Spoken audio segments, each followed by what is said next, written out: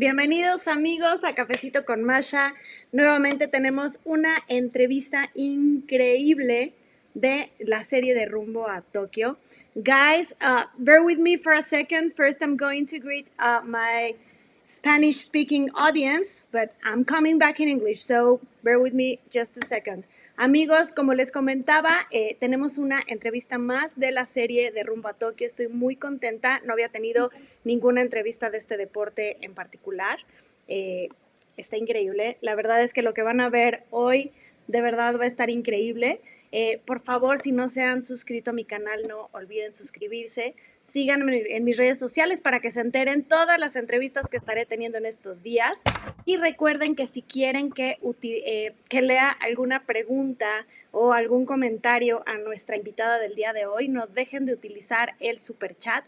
Estaré leyendo las primeras 5 preguntas o comentarios hechos a través del super chat, sin importar el donativo que hagan. Así que, pues, muchas gracias, amigos. Bienvenidos.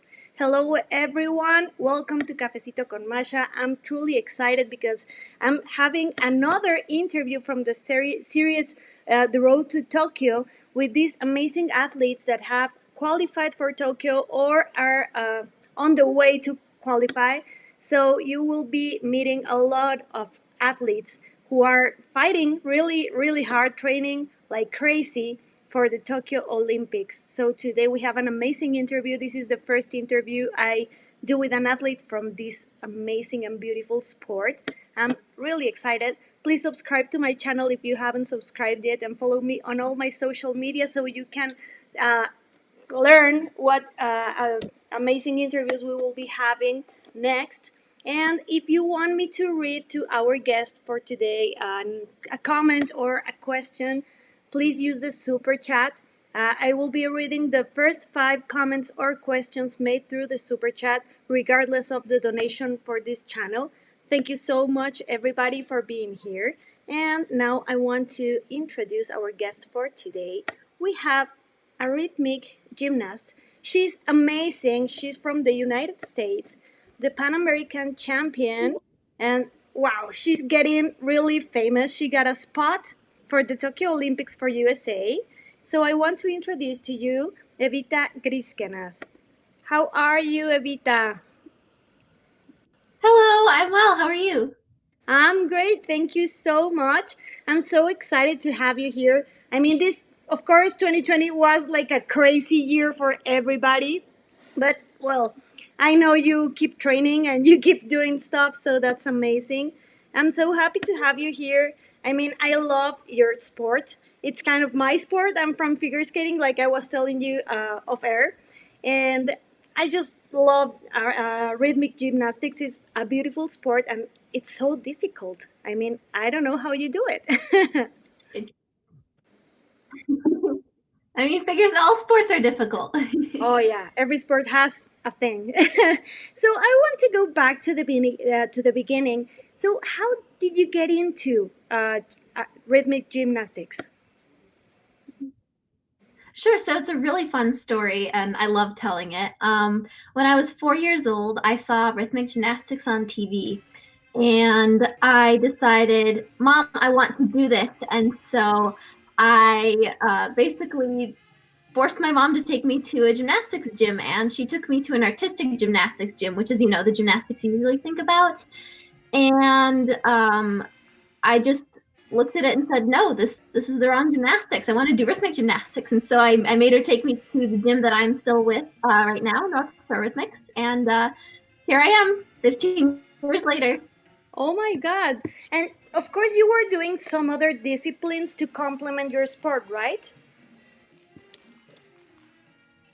Oh, yes, I was doing ballroom dancing, actually, and lots of ballet. Wow. So, do your parents love it that you're in this sport? I would like to think so, yes. Do you have brothers or sisters? I do. I have a younger brother. His name is Nathan. And does he do sports? He does archery from time to time, but he would like to do more of it. Wow. So, I have a question. What would you say is your favorite apparatus? See, I don't think it's fair to pick an apparatus, so I would like to say all of them. I think that each apparatus is unique, but they also overlap in their technique. So you can bounce a club's ribbon, ball, and your hoop. You can roll all of them, you can toss all of them. And I think it's really the routine itself that makes each equipment unique and to stand out in its own kind of way. I know, but they're so difficult. I mean, if I watch rhythmic gymnastics, I would say my favorite would be maybe the hoop or the ribbon, but all of them have something like truly, truly special. So I have another question. Well, of course, you had a great career being a junior, but then in 2019, your career started like speeding up. So you got an award, the Next Generation Award for under 20. So, what did that award mean to you? It meant a lot. First off, it was the very first Pan American Sports Awards, and it was super duper exciting to be there and to meet all of these other athletes who also got nominated. And I'll be honest, I wasn't expecting to win this award. So when they called my name, I was sitting there the whole Oh, time, like, oh, it's not going to be me. And then they called my name, and I got up on stage, and I had so many thank yous that I wanted to say that I didn't say any of them because I forgot what to say. you were so nervous. I was just excited. Yes, of course. I mean, you're so young and your career is like speeding up really, really fast. So, did you ever think you were going to, to be at this level at this age? I would be lying if I said no, because I have letters and so many things and drawings that I used to make when I was little, like when I was 6, 7, a little bit older, where I would say Olympian, and then I'd have me standing on a, on a podium. Or, I would sit there and I would practice my autograph. So I definitely had it in Oh, mind that this is where I wanted to be. that is so cute. So, of course, well, 2019 was an amazing year for you.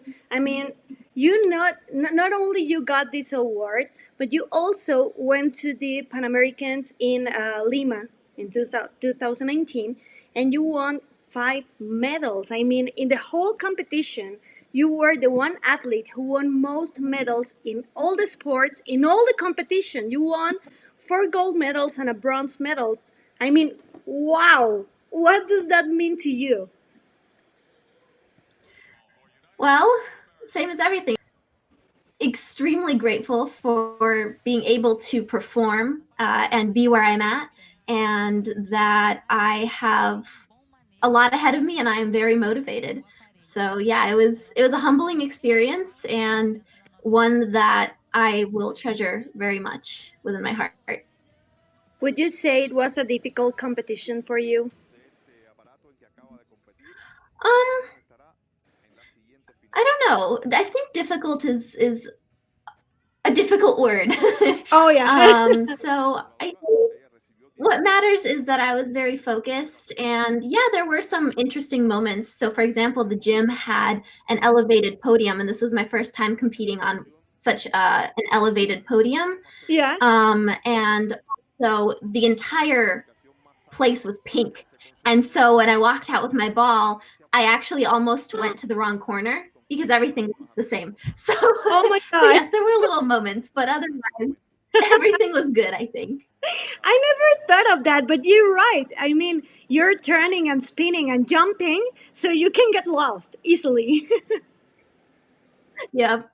Oh my God, that's so crazy. So, the one bronze medal, in what apparatus was it? It was clubs, I believe, during finals. Well, I mean, it is so amazing. And also, the girls who competed against you, the second place, who is also from the USA, and the Brazilian girl, they were also pretty good.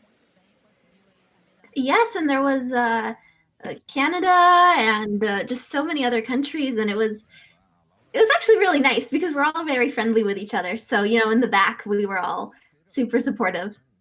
Wow. You competed also in a world championships, right? Yes. So how was that experience for you? Um, Also exciting. I mean, I love competing. I think the perform in front of an audience is one of the best feelings ever, especially after when you actually do good. And it was a different kind of competition too. It also had that elevated podium, and it was very intensive. I think it was 4 or 5 days of competition, Wow. so it was a lot. How many routines, or I don't know how you call them, do you do per day? When I train, No, when you compete. oh, okay. So generally speaking, we will do hoop and ball on day one, and Mhm. then we will do clubs and ribbon on day two. And then on day three, we have all around finals. So if you made top eight in any of the events, then you compete in your event. So Mm. if I made top eight in ball and clubs, then on day three, I will compete only in ball and clubs. And day Wow. three usually goes by very fast because there's 8 people per rotation. Oh my God. And in world championships, there was yes, in world championships there were so many people that we had one apparatus per day, and then we had all around finals, which was all four if you Oh my made God. top um, 24. Yeah, That's so crazy. I mean, it's so tiring. How long are your routines? Like 1 minute, 2 minutes? they're 1 minute and a half for individuals. That's crazy. I mean, I'm trying to compare to figure skating. I mean, in figure skating, routines are longer, are like 4 minutes long. And it's crazy because when you train, maybe you can do in a practice 3 or 4 programs. Like that's all. I mean, you get so like physically tired that you just can't do it anymore. And in a competition, of course, you can't do more than one. So I'm trying to compare, and it's tiring. I mean, those competitions must be like really exhausting. They are, but they're also rewarding, I think. Yes, And yeah, we practice in the back too. We have like some carpets usually behind the big curtain where we do our routines or parts of routines and we work on things before we go out. So I don't know how it works for figure skating, but kind of the same. I told you they're like similar sports. So, what would you say was the best moment of your career so far? oh, that's not fair. I can't pick a best one. There's so many. I mean, I named so many of my highlights. I think, I think there's more to come.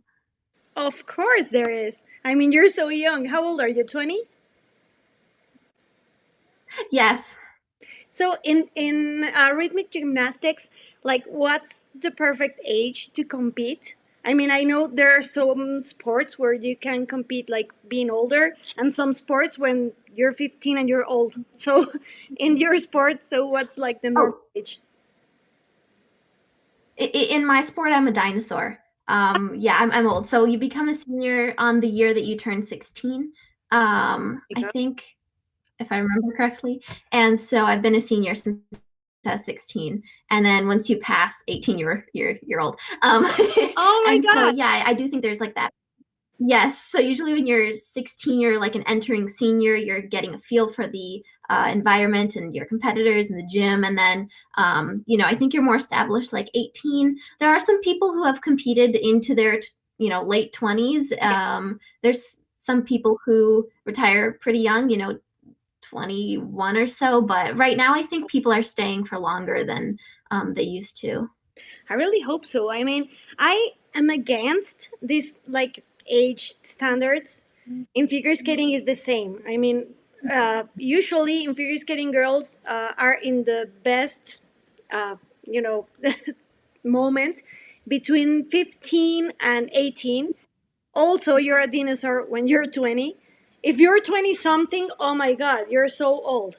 But I mean, I just don't agree, you know? I think that when you're in your 20 something, your body is so strong and your mind also, like the mind is more mature and you can handle better the competitions and the stress and all. So I disagree with that. Absolutely. Yeah, I mean, there's like an athlete and an Olympic champion who won the Olympic gold at 35. And I mean, it's Mhm. also a difficult sport. So I don't know. I just think if your body is okay and you're taking care of yourself and you're training hard, eating well, the age is just a number. So, Well, if you can, I don't see why not. yeah, that's Yeah, what I think. the code of points right now. So in rhythmic gymnastics, the code of points, the way you're scored, changes every cycle with every new Olympics. Yeah. And right now, it's very intensive. There's lots of, doing acrobatics and Mhm. lots of tosses, and so I think we're using our joints more now than we were, maybe in the past. But Yeah. at the same time, we have less of that need of elements, which are, the balances, turns, and stuff. And so I think that where you give with one aspect, you take away with another. So, really, you have to find that right balance. Yeah, exactly. Have you been injured? No, thankfully. Oh, that's so good. I mean, I think you're like the first No. athlete ever in these kind of sports that you haven't been injured. I Well, mean, I mean, there's always the small stuff, but I would say that on the large scale, no, I have not, and I'm very thankful for it. yeah, My coach is very, I think, good with knowing when to load us with more and when to give us an easier practice. And she's very careful with our bodies because she realizes we only have one knee on one leg. Obviously, we have two knees, but she realizes we have only one set of knees, and it's very important to take care of everything. of course, yeah, it is. So, well, after you had this amazing 2019, the pandemic happened. So that was crazy because it not only had an impact in the world, but it also had an impact on the sports. I mean, so many competitions got canceled, and all the training places were closed. So how did you manage, like, in the lockdown, to keep training? I mean, because you got the spot for Tokyo, and you have to keep training. I mean, you just can't like loosen up. So what did you do on those months? It was difficult. It is difficult. And it's hard, I think, for everyone. So that's important to remember. You're not the only one going through this. And there's a good saying where someone is always working harder than you. And, you have to keep that in the back of your head. Yeah. And if you really want something, you have to work for it. So I think that was something that kept me going. But it was funny because I did get to compete last in 2020. I competed once in the Czech Republic. Yeah. We were going to have a competition, and then we were walking around Lisbon, like the city itself, when all of a sudden our coordinator goes, "Oh, competition's canceled." And so then some people were like, "Oh no," and then some people were like, "Yes." and and then the next day they were like, "Okay, USA is closing borders, like get out." So we Oh, packed our bags, my. flew home, and then my coach was like, 2 weeks, we'll be fine. And 2 weeks later, we started training from home. And then that extended for a few months. Yeah. So it was a while before we were able to go in the gym. And we luckily the weather when it was nice, I could go outside. But I live in Chicago, so Mhm. when it rained, Oh, yeah. no go. No, no way. And were you training at home? Yes, I was training in my basement. Oh my. It has a very low ceiling, and with gymnastics, you have lots of tosses and all of those things. So we worked a lot on, body strength, all of the small things, making up new details that are, tight.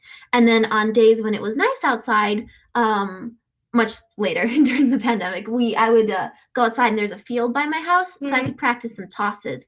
And of course, you had to figure out and adjust with the wind, Oh, yeah. because you throw your hoop in here, It and then goes 2 with the seconds break. later it's over here, and then you're running to go pick it up. So that would happen.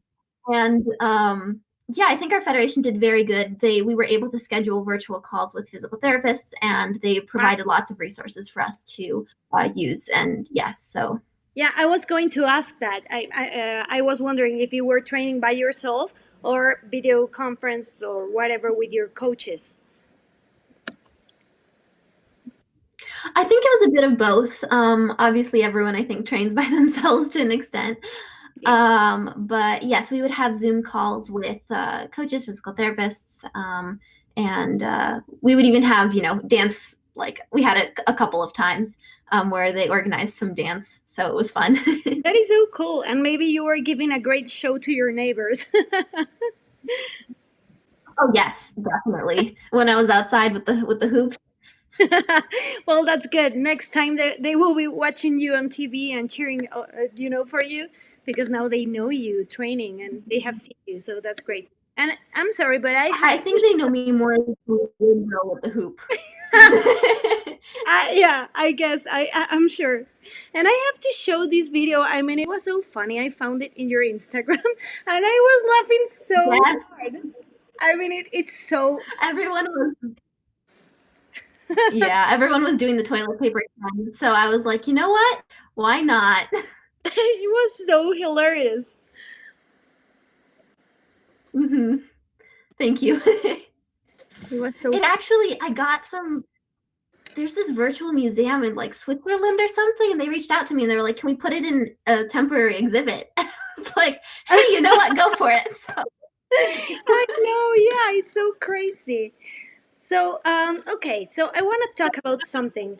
We were talking the other day about your spot for Tokyo. So, you got a spot for USA, one of the two spots. The other one was for another of your teammates, but it's like not official. But of course, it's most likely you're going because you fulfilled like all the criteria, right? So, just about yes. okay, so please explain to us what is needed for you to go to Tokyo. So it's a bit of a complicated process, I think, in regards to paperwork, because I was trying to read through it and I was like, "Whew, how do I explain this to someone?" Like, I get it, but if I had to put it in words, it's hard to do. Essentially, I think the main criteria is that you competed at the World Championships, Mhm. especially the qualifying World Championships, World Championship Series, and that you one of the other criteria is that you qualified a spot, and then the third one would be that you are in top three Yeah. in the nation, I believe, Yeah. during a nationals. So it's like pretty obvious that you're going. So And of course, there's always the and there's always like the committee too that would decide, and there's more to that I'm not fully capable of explaining. it's so amazing. I mean, you were saying that you're a dinosaur in your sport. So how does it make you feel that I mean, it's like pretty sure that you're going to Tokyo. So at your 20s, uh, being a dinosaur in your in your sport, how does it make you feel that you finally can go to the Olympics?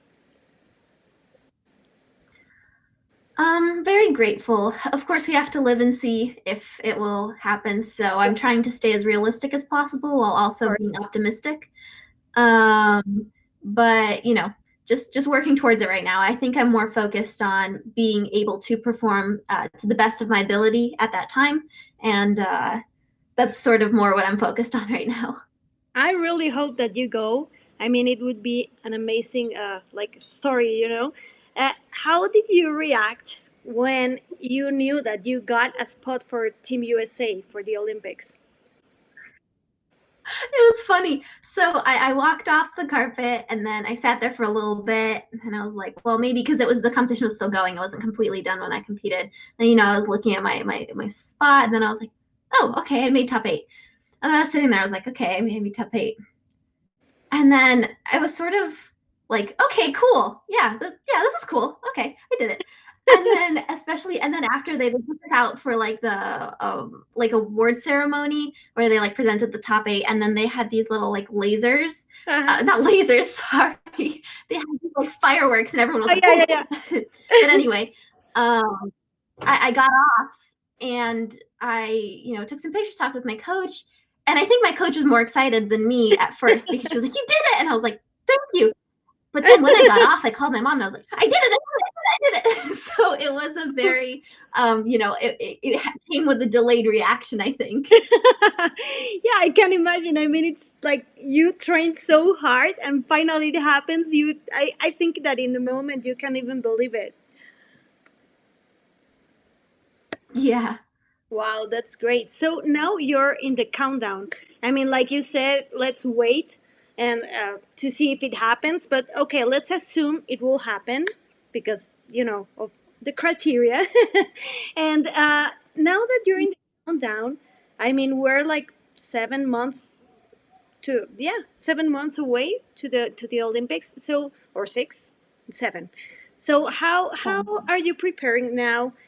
Like how the schedule for your training? On the road to Tokyo. So my training schedule right now is essentially balancing school and gymnastics. You're in college, right? Yes, I'm in university, so it's on Zoom though, so I'm still able to train, which is it worked out, I think. But I am training in the gym in the morning or in between classes, sometimes in the evening, depending on, again, class schedule or schedule of the gym. They do have some restrictions on, obviously, being safe at the gym and how many people can come and go. And so my coach is pretty on top of all of that. And yeah, there's working in the gym and then finishing up doing some conditioning, extra things at home if I don't have the time to do it in the gym, and just plugging along. Wow, that's crazy. And how does the school think about you training and all? Are they supportive with you? I think so, yes. That's good. Not all the schools, not all the universities do that to the athletes, so that's good. I mean, it's not easy to be like a competitive athlete and be in college. It's not so easy. Yeah, there's a lot of work and Yeah. involved, but again, time management I think is key to being able Yeah, to do it. definitely. And I mean, like all the athletes who compete have crazy lives. I mean, it's a lot of sacrifice, but it's worth it. So when school happens to help and they support you, that's so amazing. That's so great because they help you to achieve your goal. So that's good. For sure. And do you have any competitions planned from now to the Olympics, to get like in the competition mode? So far, my next planned competition is a competition called Challenge, which is going to be in the US. It's a sort of like a mini nationals that would decide international assignments.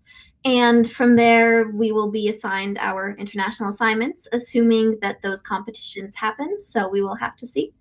When is this competition you said? It's at the end of February. Oh, almost. That's good. That's good. I always think that competing gets you, like in the mindset. Sometimes when you are out of competitions, like you don't feel so comfortable, and of course you will need the practice. My coach does these things called control practices, which are basically, put on a leotard, put on some makeup, and make a fake competition almost. So we get to have some of that adrenaline. That's amazing. So talking about Tokyo, again, assuming that it will happen, what would be your expectations? Like being realistic, what would be your expectations? Expectations for myself or the venue, the experience? For yourself. For myself. My expectations are to stay focused and perform to the best of my ability. I think those are two very key components. What would you say is your strongest apparatus in the sport? I don't know. Let's hope for the best.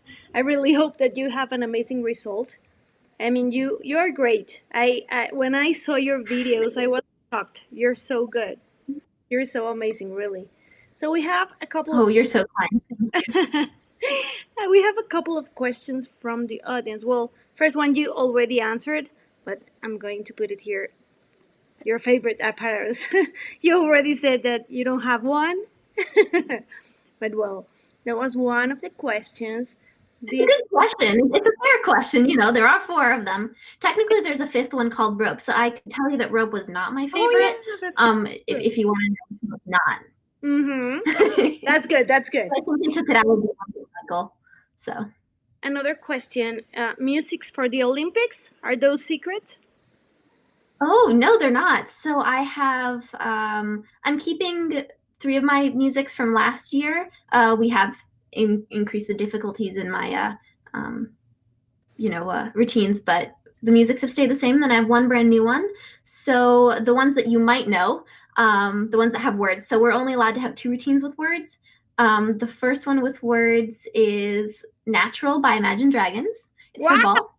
And my second one with words is called Play with Fire by Sam Tinez. And I love that one. It's for clubs. And then I have sort of a classical one for hoop and for ribbon, and those are kind of hard to describe, so I will not because That's yes. amazing. I mean, I think you choose amazing music. I was watching your musics for the Panamericans, and they were so good, so different. But I love them. I think Thank you have you. a taste. Do you pick your costumes? Thank you. Do you design them? So my mom works with a designer, and they design the leotards. And then that designer has her own company that she makes the leotards, and then they get sent here. And then my mom sometimes will fix them up or add some stones, and then so it's a whole process. And I'm usually not involved in it because whatever I say doesn't matter. You just have to do a good job, and that's it. Yes. My mom's like, I like gluing stones. It's relaxing. You can do whatever you want. I will make this leotard. So Oh, that's so cute. But it's so crazy. I mean, putting the stones in the costumes is like a whole process, and it takes so many hours, and you get blind. Literally. it's really art. Yeah. Oh my God, your mom is a saint. That is amazing. Thank you. And we have another question here. What was the hardest moment of your career?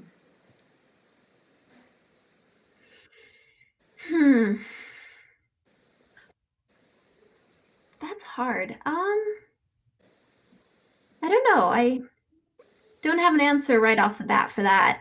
I think it's the small moments sometimes where you're really tired and you're like, do I want to keep doing this? That are more difficult, I think, than like a big competition sometimes.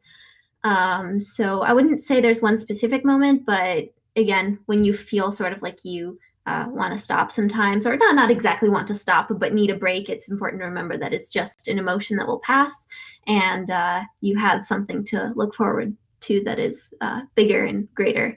So I'd say that. And I guess, of course, being stuck at home for a really long time was quite difficult.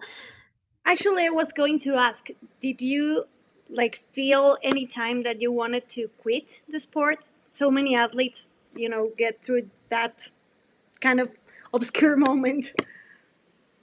I don't think I'd say that I wanted to quit.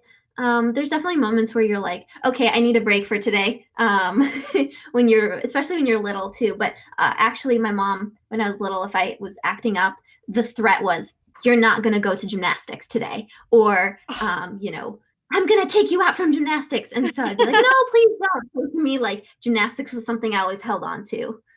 That's good. That's so perfect. Oh, your mom is wise. Really wise. So, what would you say is the hardest thing in your sport?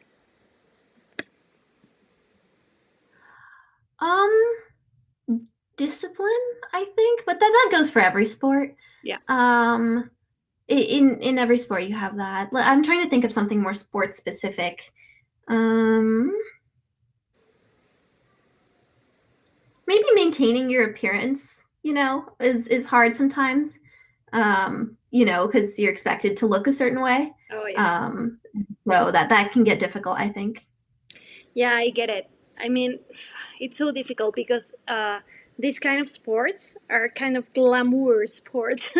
You have to be fit, Mhm. have to be beautiful, long legs, kind of skinny, and it's so difficult. Do you think that it's complicated to be in a sport like ruled by girls in general? I think mentally it can be, yes. Actually, my coach, it's funny you brought that up. My coach today said to someone, you know, the Olympic logo, higher, faster, and stronger, but we also need to add beauty. Mhm. So I think that's a very, a very good way to summarize it. Yeah, but that's true. I mean, when you see this kind of sports on TV, it's like a beauty pageant. You girls are so beautiful. You look perfect. I mean, that's amazing. Aw, thank you. But what is incredible is that you not only have beauty, you guys are amazing. I mean, it's such a difficult sport. I just admire Aw, because I know it takes a hard work to get to where you are. So that's pretty amazing. thank you. See, I was thinking about figure skating because one of my friends was like, "Hey, you might be good at figure skating," and I was like, Oh I yeah. would fall. I would fall in 2 seconds flat, and then just skate around sitting down. Like I would not. I would not do well. I think. And also, I at least if something is falling at me, I can roll away from it, or you know, if I fall onto wood or like a floor. Like if you guys fall, like you fall on ice, and that hurts. Oh It's like, yeah. what are you gonna do? Hold some ice on it? No, but you know, all the rhythmic gymnasts or gymnasts in general are great skaters. Actually, one thing that I have in my mind always is that figure skaters should do your discipline as a compliment because Really? when in figure skating you do the spins, they're kind of the spins you do on the floor, and you Hmm. see the Russian girls spinning like rhythmic gymnasts. So I think it would be like a nice compliment. I mean, I don't know that it would be like a perfect mix. I could see that. Yeah, you could be good. Sometime if you we ever meet, I will take you figure skating and you will see. You will be perfect. I will take you up on that. Oh yeah, that would be great. Well, I think these were all the questions for today. I would love to have another chat with you before the Olympics, maybe when we're closer, and to see how the training went on these months and the competitions and all, closer to the date, to see what your, intakes are about everything that's happening before Olympics, how you feel prepared. If it happens, hopefully it will. And of course, we wish you all the luck in the world. I mean, I hope you can keep growing in your sport and getting more medals because your career is like, in the biggest spot right now.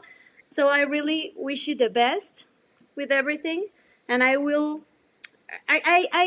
hope that we can see you on TV on the Olympics. Thank you. That is very, very kind of you, and I very much appreciate being here and being able to talk with you and for this experience. No, thank you. And thank you guys for joining us.